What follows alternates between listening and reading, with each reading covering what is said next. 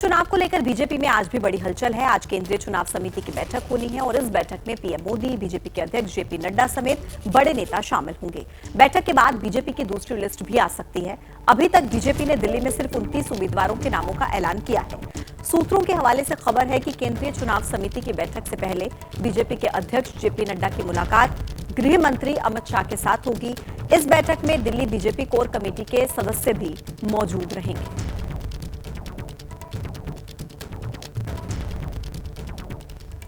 अब देखिए, दिल्ली में बीजेपी 27 साल से सत्ता की राह ताक रही है, लेकिन इस बार बीजेपी की रणनीति बदली नजर आ रही है।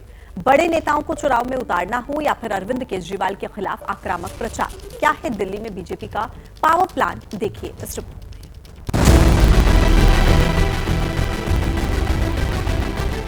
दिल्ली बीजेपी के नेताओं के साथ पार्टी अध्यक्ष जेपी नड्डा उस कथित शीश महल का मॉडल देख रहे हैं जिसे बीजेपी ने आम आदमी पार्टी के खिलाफ चुनाव का सबसे बड़ा हथियार बनाया।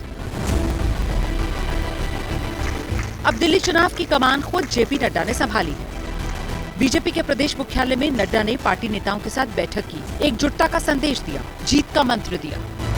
सूत्रों के हवाले से खबर है, बीजेपी मैनिफेस्टो तैयार करने वाली कमेटी के सामने कुछ पदाधिकारियों ने आम आदमी पार्टी और अरविंद केजरीवाल की योजनाओं की काट के लिए 300 यूनिट फ्री बिजली और मंदिरों गुरुद्वारों के लिए 500 यूनिट फ्री बिजली का सुझाव दिया। अंतिम फैसला मैनिफेस्टो कमेटी के अध्यक्ष और भाजपा हाईकमान को लेना है।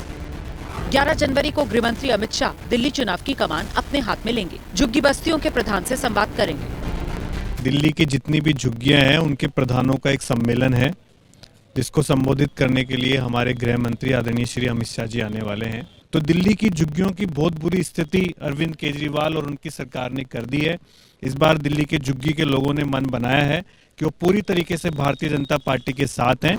दिल्ली में बीजेपी ने अब तक 70 में से 29 उम्मीदवारों के नाम घोषित किए हैं। माना जा रहा है 11 जनवरी तक पूरी लिस्ट सामने आ जाएगी। कुछ सीटें सहयोगी दलों को भी दी जा सकती हैं। दिल्ली में शुक्रवार से नामांकन शुरू होने वाले हैं।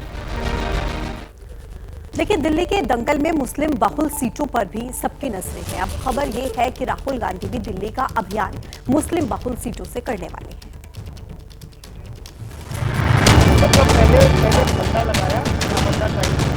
दिल्ली में राहुल गांधी कभी कैब वालों से मिले तो कभी डीटीसी बस के कर्मचारियों से। आप कंडक्टर हो, आप ड्राइवर हो, कंडक्टर। राहुल ने कभी कुलियों से संवाद किया तो कभी कारपेंटर से बात की। ये बीते साल की तस्वीरें हैं। दिल्ली चुनाव के ऐलान से महीनों पहले राहुल गांधी ने चुनाव की तैयारियां शुरू कर दी थी। अब जब चुनाव का ऐलान हो चुका है तो राहुल ने पहला टारगेट मुस्लिम वोटर्स को बनाया है। राहुल गांधी 13 जनवरी को दिल्ली में चुनाव प्रचार की शुरुआत करेंगे। राहुल गांधी की पहली सभा सीलमपुर विधानसभा सीट पर होगी। सीलमपुर उत्तर पूर्वी दिल्ली का मुस्लिम बहुल इलाका है। इस सीट पर करीब 65% वोटर हैं। कांग्रेस यहां से 3 बार विधानसभा का चुनाव जीत चुकी है। दिल्ली में करीब दर्जन भर सीटें मुस्लिम बहुल हैं। इस बार के चुनाव में मुस्लिम वोट बैंक के 3 दावेदार हैं, आम आदमी पार्टी, कांग्रेस और AIMIM। आम आदमी पार्टी की मुस्लिम वोटरों में मजबूत पैठ है, जबकि ओवैसी दंगे के आरोपियों पर दाव लगाकर अपनी जमीन मजबूत करने की कोशिश कर रहे हैं।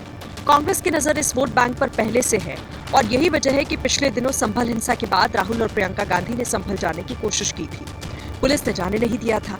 बाद में संभल गोलीकांड में मारे गए लोगों के परिवार वालों से राहुल ने दिल्ली में मुलाकात की थी। राहुल के इस कार्यक्रम की वजह से ही समाजवादी पार्टी और कांग्रेस में दूरियां बढ़ना शुरू हो गई। असल में दिल्ली में मुस्लिम वोटर कांग्रेस के परंपरागत वोटर रहे हैं, लेकिन बीते 2 विधानसभा चुनावों से मुस्लिम वोट बैंक आपकी तरफ पूरी तरह शिफ्ट हो चुका है। CSDS का आंकड़ा कहता है कि 2015 में आम आदमी पार्टी को 77% मुस्लिमों के वोट मिले थे, कांग्रेस को 20%, जबकि 2020 में आपका आंकड़ा बढ़कर 83% हो गया था, जबकि कांग्रेस का घटकर 13%। दिल्ली में मुस्लिमों की कुल आबादी करीब 13% है। ऐसे में अगर कांग्रेस मुस्लिमों के वोट बैंक में पकड़ मजबूत बना लेती है तो फिर आम आदमी पार्टी के लिए खतरे की घंटी होगी।